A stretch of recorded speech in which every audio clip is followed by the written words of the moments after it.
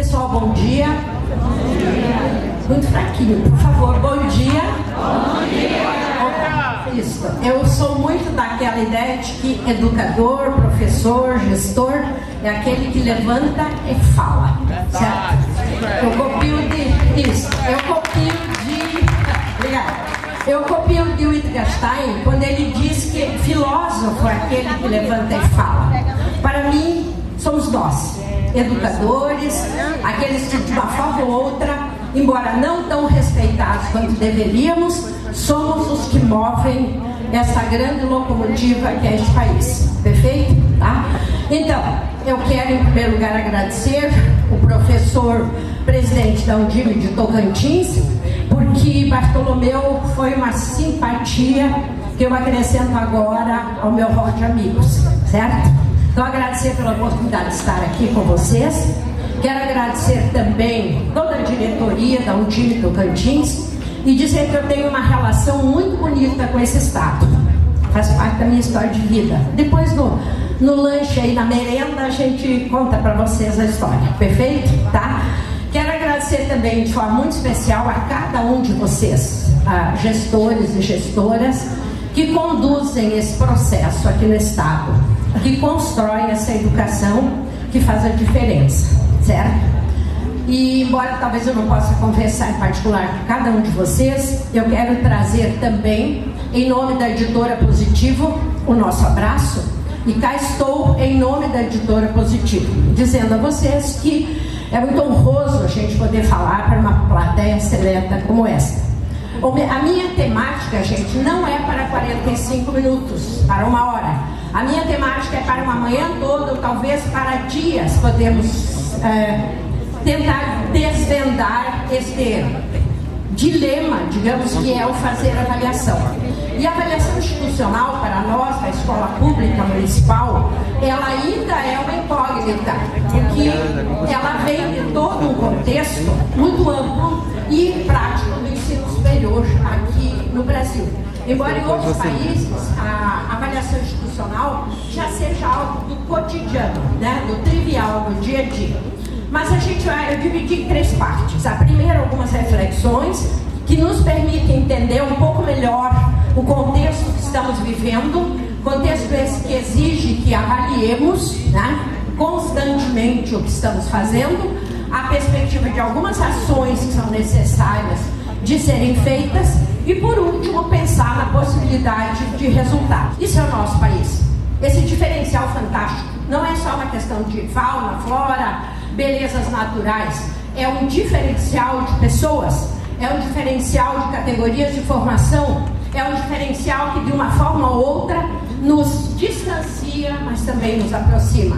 Então, nesse sentido, é importante que a gente pergunte como a gente vai preparar essas novas gerações. Nós vimos a professora que me antecedeu, a professora Ortiz, falar muito bem da preparação da criança pequena, que é algo novo no Brasil como educabilidade, né? Porque nos países mais avançados, a educabilidade da criança pequena já é um fator há décadas. Para nós é algo novo, é algo que aparece após a Conferência Mundial de Chongqing, em 1990, quando a educação infantil passa a ser fator de educabilidade. Depois vocês vão ter a oportunidade de ouvir Regina Chudo, minha querida e amada ex-aluna e hoje colega, né?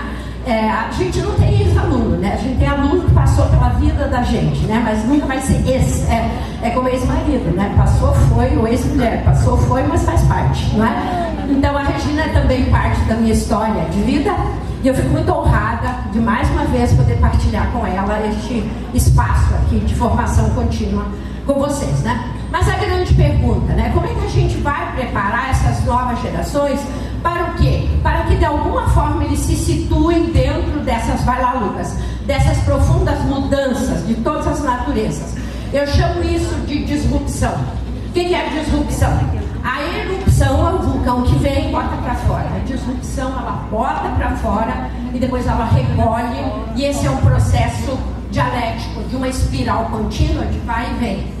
É um mundo de incertezas, extremamente complexo, não determinista, e por outro lado, é difícil a gente fazer uma ideia exata, precisa, né, de como efetivamente nós vamos ter que educar essas crianças nas próximas décadas, né? Falar numa década com o país das incertezas que temos é um tanto quanto difícil, né?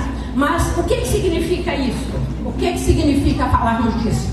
Significa exatamente aquilo que a professora Ortiz colocou muito bem, é que essas crianças terão que, de uma forma ou outra, não só as pequenas da infantil, mas do fundamental e os meninos do médio, que eles estejam preparados para construir seus próprios caminhos e seus processos de desenvolvimento.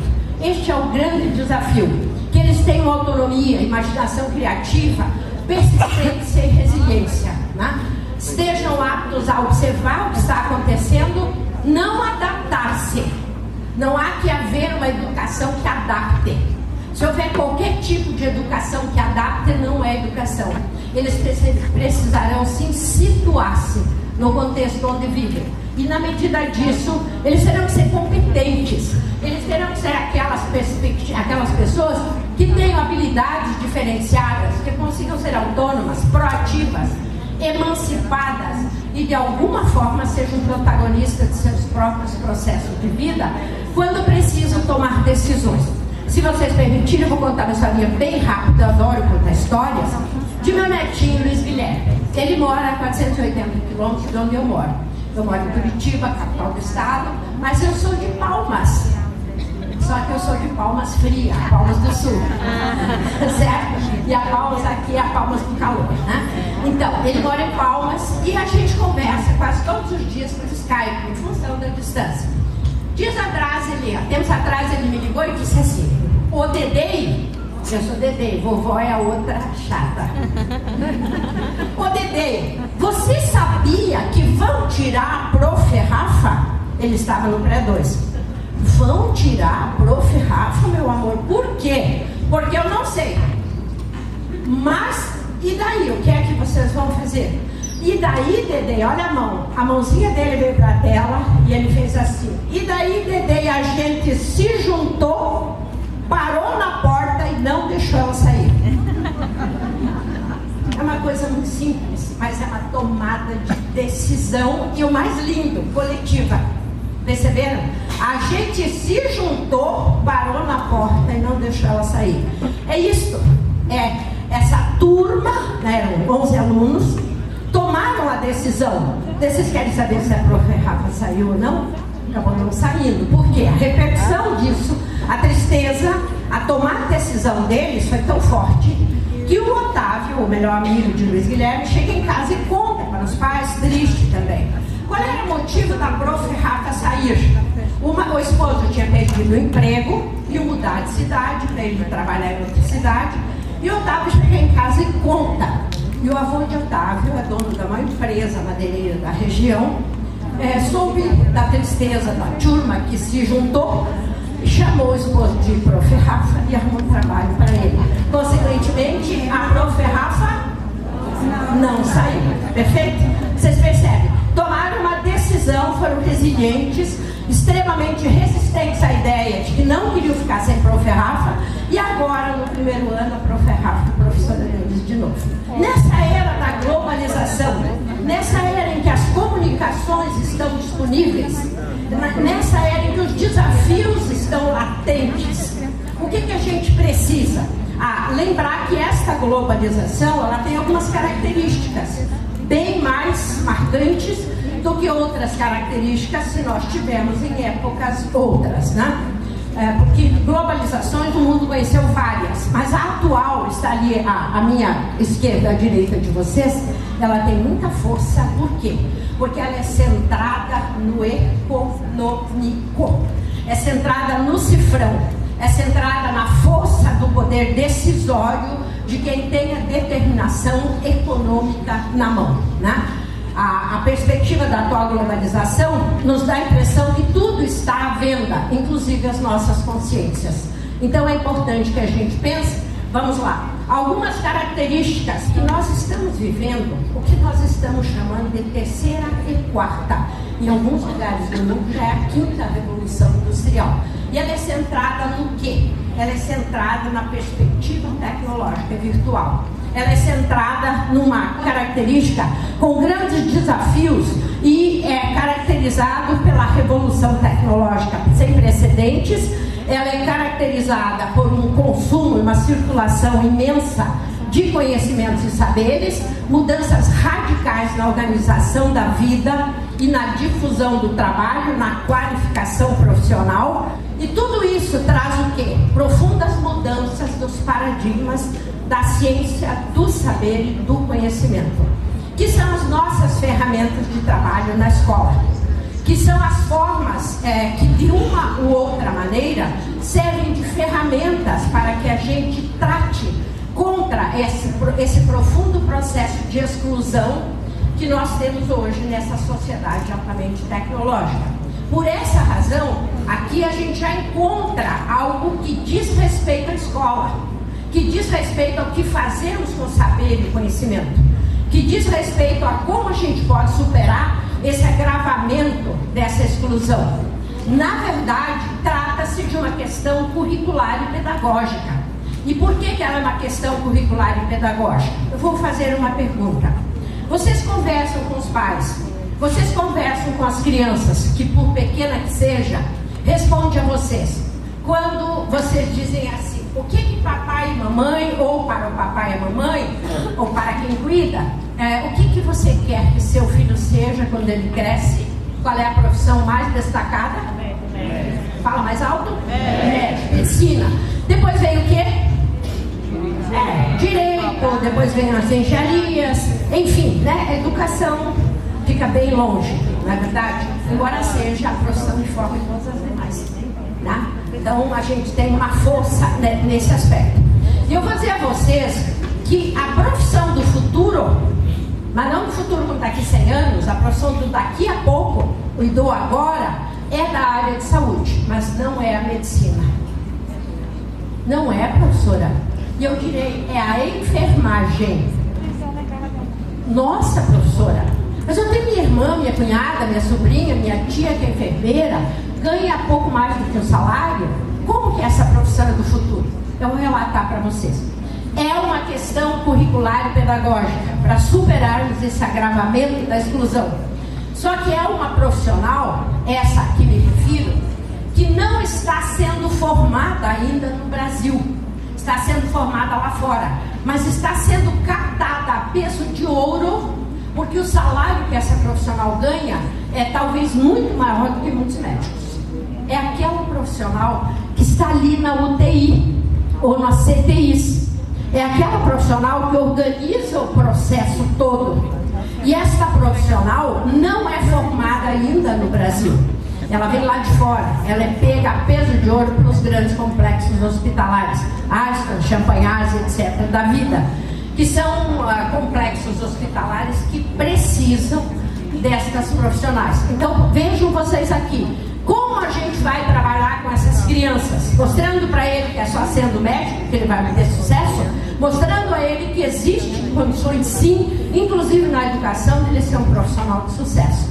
Basta que nós olhemos, e aqui entra a questão da escola, desde a escola básica, a questão curricular e pedagógica. Por que nós estamos hoje com uma nova base comum curricular, professor Ortiz? Por quê?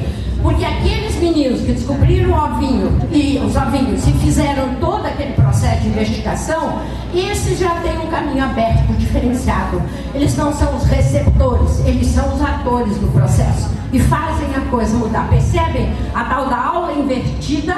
Percebem as tais das metodologias ativas e percebem a importância de um novo currículo? E aí entra quem? A Base Nacional Comum Curricular, que vai não só me mostrar a importância de construirmos conhecimentos sobre outro prisma metodológico, mas vai me mostrar também a importância de compreender quem está aqui do outro lado, né?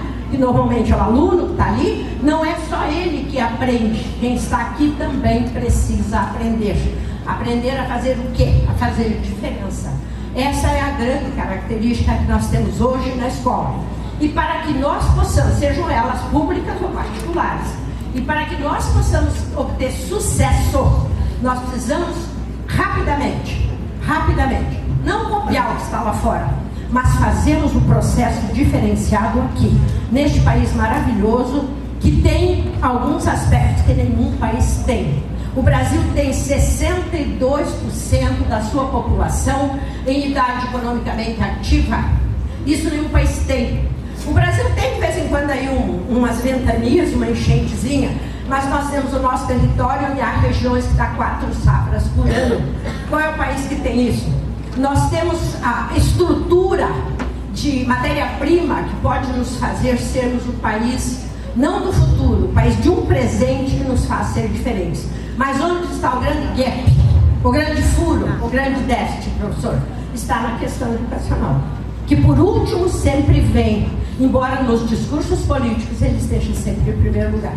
Mas nós precisamos ser aqueles que levantam e falam, né? E que compreendem os porquês dessas modificabilidades curriculares. Por quê? Porque vejam, de que forma isso tudo, e eu passei muito rapidamente, para vocês pensarem a importância da reestruturação de currículo, dessa modificabilidade do currículo que a Base Nacional nos traz, principalmente com o ensino médio, embora não seja de nossa natureza, mas as grandes resistências à modificabilidade vêm do ensino médio e da universidade, que mais uma vez ausentou-se da responsabilidade de auxiliar a educação básica a fazer a diferença, né? Isso ocorreu durante a última fase da aprovação da Base Nacional Comum Curricular.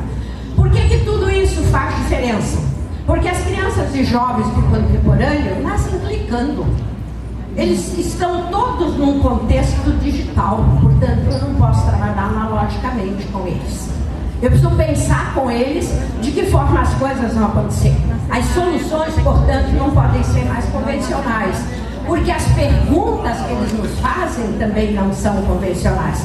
São perguntas que, de uma forma ou outra, nos desestruturam, né?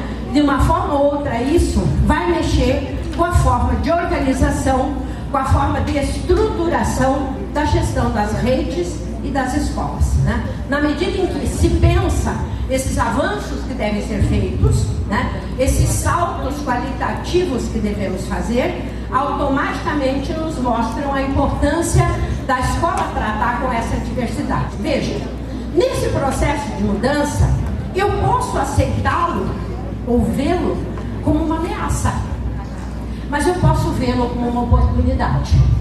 Ameaça por quê? Porque nós temos um modelo de mundo que está acabando. Para nós, a escola, qual é o modelo de mundo que acaba? O professor detentor do conhecimento.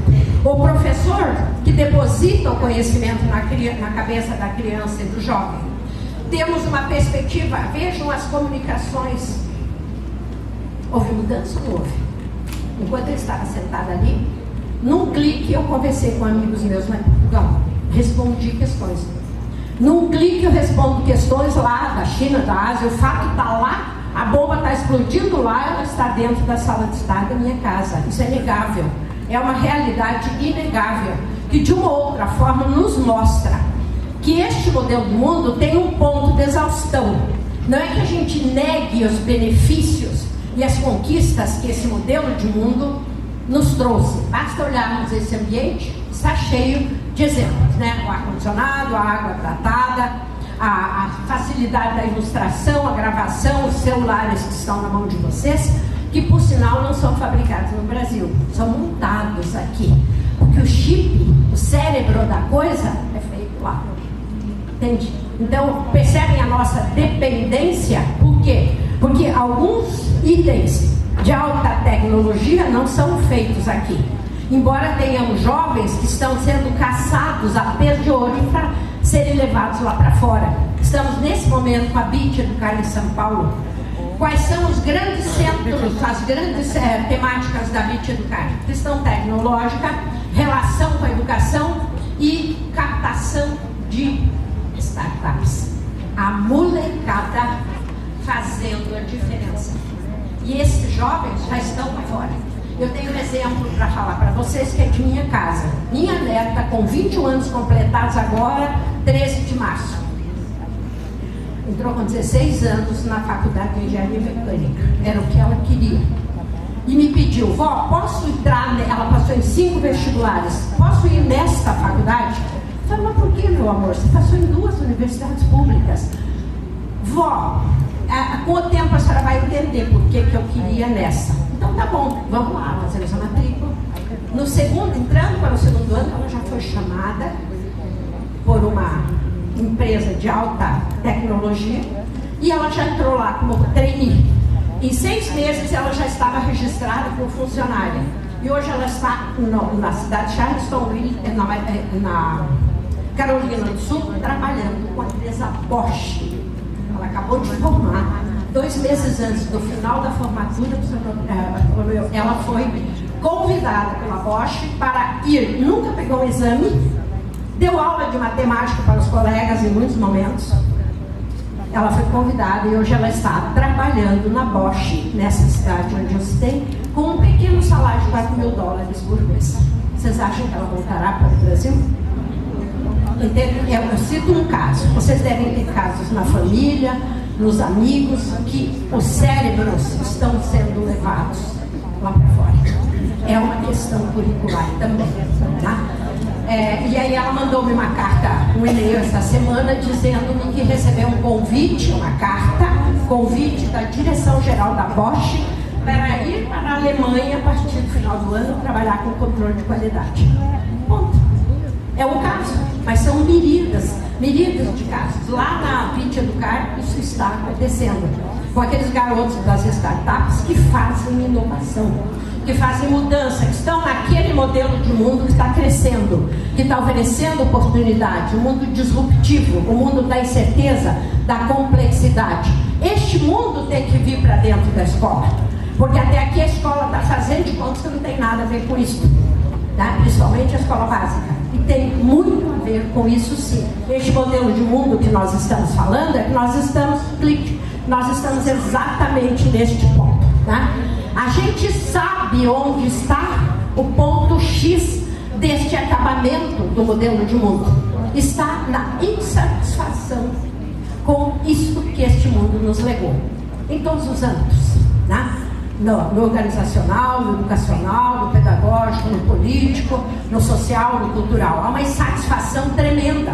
Então, Boaventura de Souza Santos, o grande sociólogo português contemporâneo, meu grande amigo, por sinal, o doutor Boaventura diz o seguinte: basta que ampliemos o olhar, né? Coloca uma lente biônica aqui, que você vai ver, está muito mais perto do que você pensa, essa mudança paradigmática, porque essa insatisfação com os modelos atuais está gerando, veja um caso do ensino médio, o índice de desistência, evasão ou repetência, se é que é o caso, que nós temos. É o mais alto índice de todos os países que fazem parte da OCDE, que tem essa evasão no ensino médio. Por quê? Porque o ensino médio não está respondendo ao menino aquilo que ele objetiva, não lhe está trazendo saberes e conhecimentos que efetivamente ele sinta que ele pega e que ele resolve questões da sua vida prática, inclusive o mundo do trabalho, tá? Então este modelo de mundo que está acabando vai nos trazer a necessidade que pensemos na importância de avaliar constantemente. E a questão toda está aqui. Tudo nos parece muito bem acordado, colocado, mas não é bem assim. E o verbo acordar, para mim, é muito importante. Ele tem 2 sentidos. Acordar de estar desperto, tá? Acordei, tá? Enfrentei o dia a dia.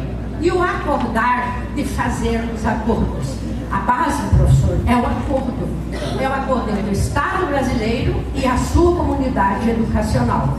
Então, estar acordado para efetivamente lermos o texto e o contexto. Parece-me que alguém já falou isso, por sinal, meu professor. Eu tive o privilégio, meninas, de pegar Paulo Freire. Peguei? É bem que vocês pensaram. Não é bem. Eu fui aluna de Paulo Freire.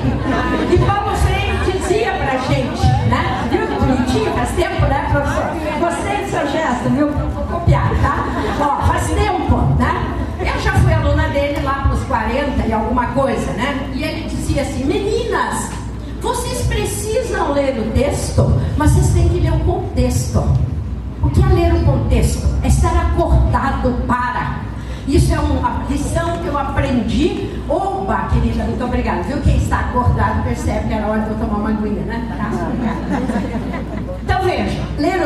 contexto, estar acordado para perceber, Lucas, para perceber que a grande educadora do contemporâneo é a contradição. É a contradição entre o texto e o contexto. É a contradição entre o dito e o feito.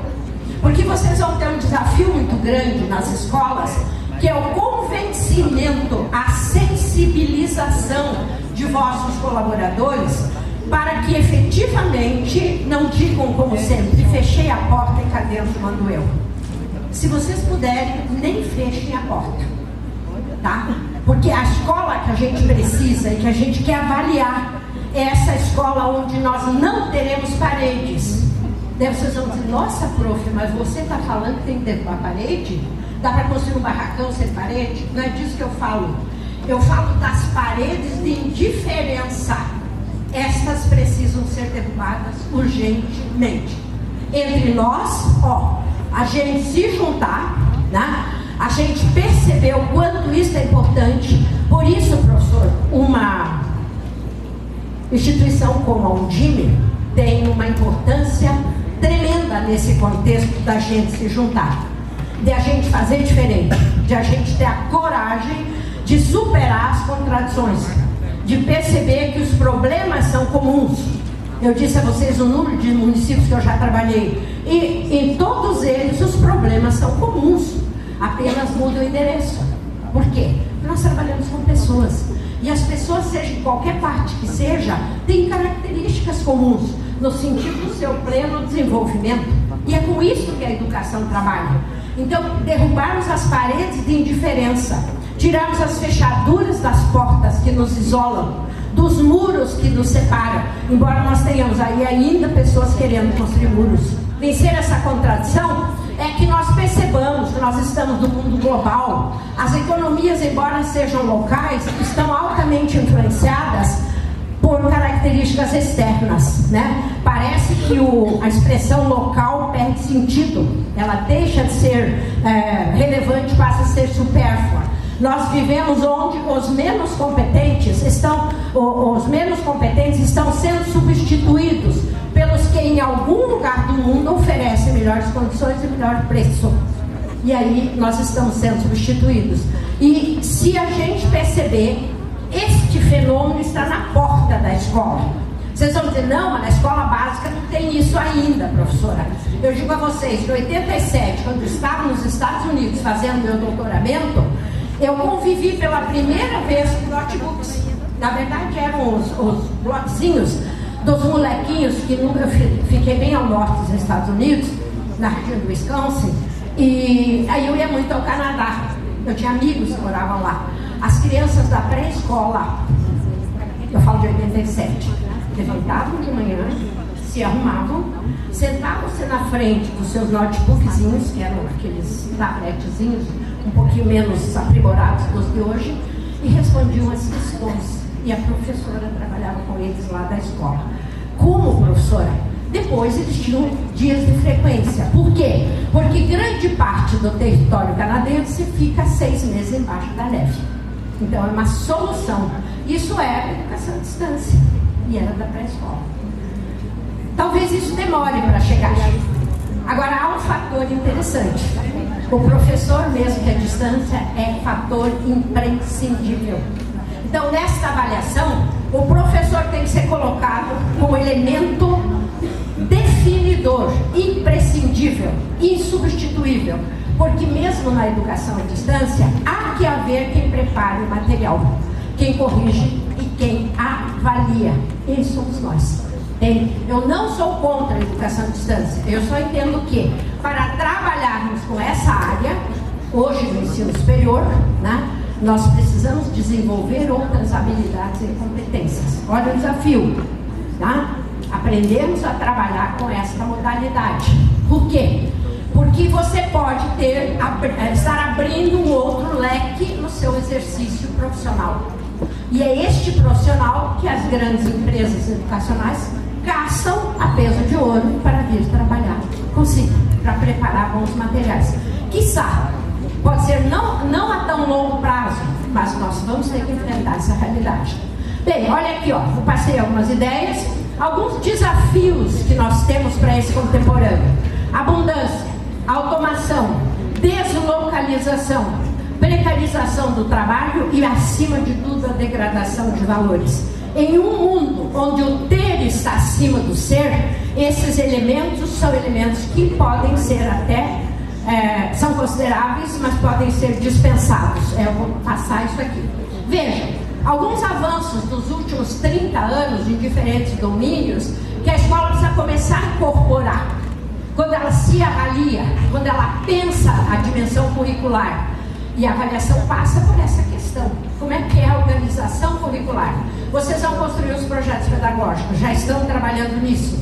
Certamente, um dos fatores é mexer com as matrizes de avaliação, rever seus regimentos escolares. Vai ter que mexer. Talvez vocês não mexam já com a fórmula de registro, é aquela que dá a média. Mas a perspectiva da modalidade avaliativa precisa ser modificada substancialmente. Por quê? Porque se eu vou mexer com a modalidade metodológica, e a base me sugere outras modalidades metodológicas, eu preciso repensar a questão avaliativa da aprendizagem. Mas preciso, antes disso, repensar a questão avaliativa da instituição, escola como um todo. Trazer este fator, essa ferramenta para a escola pública municipal. Saímos na frente, né? Reestruturar nossos regimentos, repensar as modalidades de coleta de dados para chegar na fórmula de registro da média e ficarmos acima da média e perceber que hoje vocês secretários são cobrados pelo prefeito, pela prefeita, com relação ao quê? Qual é o fator que faz vocês? Diga, professor.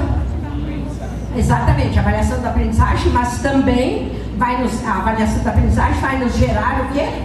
Resultados como o IDEB. Vocês não são cobrados pelo IDEB do município?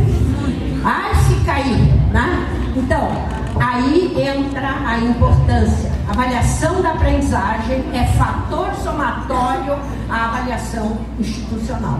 Ela aparece com muita força. Mas esses elementos que estão aqui, em uma boa parte, estão sendo ignorados ainda pela escola brasileira. As neurociências, as ciências de rede, teorias da complexidade, teorias organizacionais e de gestão, tudo isso está sendo ignorado. Nós temos que trazer isso para o dia a dia da escola. Nós precisamos de alguma forma perceber isso que eu digo. O que é que está no cenário de fundo? Está na raiz do problema. O contexto é a grande insatisfação com a mudança, a necessidade da mudança da visão de mundo e da questão conceitual pela insatisfação com a visão de mundo que temos aí. Isso por conta do quê? As incontroláveis influências das tecnologias de comunicação e de informação. Tá? Então, verificar como isso tudo impacta na organização do dia a dia na escola. A gente precisa questionar. E a questão da educação brasileira, frente aos acontecimentos, onde eu coloquei a situação, né? Eu situei de alguma forma, os conflitos colocados, a questão da e na avaliação. Como é que fica? Vamos tentar avançar. Avaliação institucional, reflexos, eu apresentei algumas reflexões, apresentei algumas que nos levam a ter que pensar nas ações. Consequentemente, teremos resultados diferenciados, né? Então, vamos lá. O que é a avaliação institucional? É uma forma espiralada de conhecermos a rede, a escola e a comunidade escolar, interna e externa. Para quê? Para que a gente vai fazer isso? Para que a gente possa planejar mudanças e intervenções necessárias que venham acontecer. Não é sair derrubando parede, mas é pensando que se a escola é membro, componente ativo desta rede, o que dá força a uma rede? Vocês aqui têm uma importância grande da pesca. O que dá força à rede do pescador? Uma rede é uma sequência de fios, não é isso? Mas tem alguma coisa que une esses fios. O que é? Os nós. E nós é algo bastante relevante. Eu vou tomar mais uns 5 minutinhos e vou fazer um exercício com vocês. Liberem a mão, o colo. Não precisa levantar já, quem sabe vocês têm que levantar. E eu queria que vocês fizessem comigo o seguinte exercício. Eu vou soltar o microfone, mas eu acho que vocês conseguem me ouvir, porque eu falo alto. Tá. Então assim, de forma bem solta. Isso, né? Tem 18 anos, é uma beleza, sobe o degrau aqui sem ajuda, né? Tá. Então eu quero que vocês façam isso aqui. Relaxa. Lá em cima. Respira, movimenta, bem devagarinho abaixa. Ó, agora já respiraram, eu escutei os cliquezinhos aqui. Vocês também devem ter ouvido, né? É normal. Tá, então vamos lá. Vencido o primeiro clique, vamos ao segundo. Lá em cima, com a mão bem aberta e movimento. Pra frente e pra trás. Rápido. 1, 2, 3, 1, 2, 3. Vamos lá. Respira, abaixa. Com a mão bem aberta. Prof, vem você aqui, tá, blusinha de bolinha. Me ajude aqui, tá? Não sai, já não terminou. Ih, não, nem comecei. Venha, prof, me diga aqui. Seu nome? Bruna, querida. Santa Fé do Araguaia, tem que ir lá. Bruna, querida, o que você sentiu na hora que você estava com a mão lá em cima no movimento? O que passou no ponto? Sentiram isso? Tá. Obrigada por enquanto, depois eu te chamo de novo, viu? Tá. Sentimos o vento passar. Percebam que no isolamento pelos vãos pode passar qualquer tipo de influência, verdade? Vamos lá, gente. De novo com a mão lá em cima, movimento e vai encontrando os dedos, com a mão fechada, força. Vamos lá? Rápido, ó, viu que vocês já sentiram mais dificuldade? Foi, baixou, tá. Quem que vai me ajudar? Prof, vem aqui. Pode vir aqui na frente. Você, vem, qualquer um de vocês. Vem aqui, prof. Isso. Tá tão elegante, tão bonita? Ó, isso. E agora? Seu nome? Luciana, de Araguainha. Conheço sua cidade. Tá. Maria Luciana, e agora, com a mão fechada lá em cima, o que é que você sentiu? Eu senti assim uma certa força, dificuldade. Mais dificuldade? Sim. Mais pesado? Mais pesado. Exigiu mais esforço de vocês também? Exigiu, né? Obrigada, Maria Luciana. Beijo. Quer descer aqui? Eu lhe ajudo. Isso. Eu falei que 18 é uma beleza. Tá. Viram então, né? E agora lá em cima, com a mão fechada, aqui os dedos juntos, não assim, ó. Assim, tá? Movimento, por favor, com as duas mãos. Rápido. Juntem as duas mãos. Movimento. Aí. Agora pegou, né? Tá. Vem você aqui. Isso. Vem você. Pode ser? Vem. Me ajude aqui. Isso. E agora, prof, querida? Consegue subir aqui? Ou quer ficar ali embaixo? Isso. Viu? Parabéns. eu quero ficar igual, tá? Jamima de Ponte Alta. Maravilha, viu? Ela já se adiantou, né? Parabéns. Essa é do meu time, viu? Joga junto.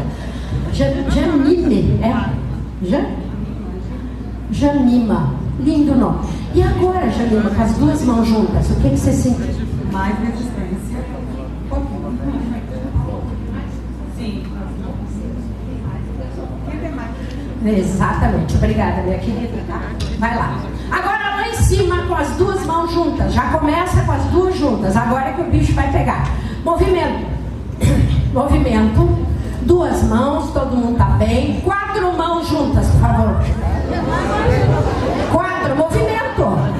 6 mãos juntas, por favor. Ou até 8 mãos juntas. Vamos lá? Perfeito.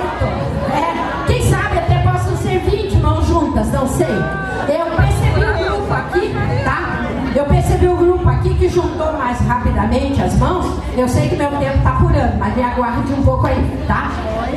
Viu? A Regina me compreende, tá? Me digam vocês aqui, que vocês juntaram. Eu falei 2, vocês já juntaram 6. De repente elas vieram. O que foi mais difícil para vocês encontrarem no processo?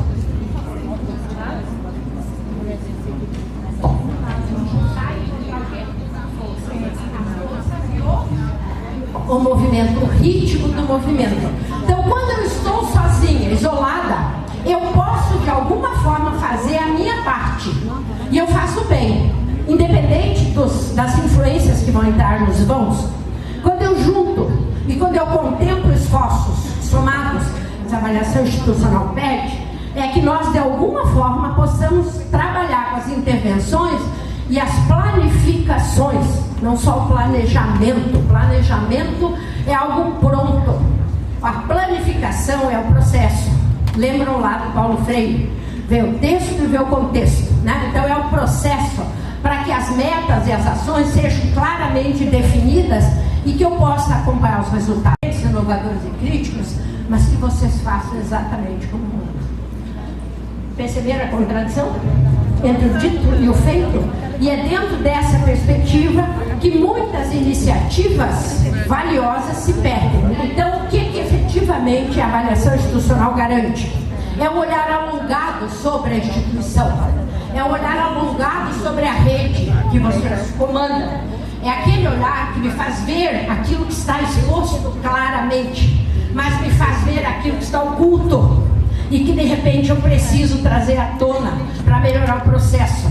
E isso é muito forte, porque é nesse oculto, tá, que nós vamos ver a perspectiva do que efetivamente mexe com a escola, do que efetivamente faz com que nós possamos trabalhar todos esses aspectos e que nós percebamos que o plano de desenvolvimento escolar, eu acredito que vocês devam ter esse plano da rede, né, ou aquilo que a gente chama de plano de desenvolvimento institucional. Nós no Positivo estamos chamando assim, orientando os gestores das redes a construírem o seu PDI, é o Projeto de Desenvolvimento Institucional. Estamos dando esse apoio, construindo com os gestores este processo, né, para a partir dessa diretriz geral do município, e isso é algo que efetivamente modifica práticas, né?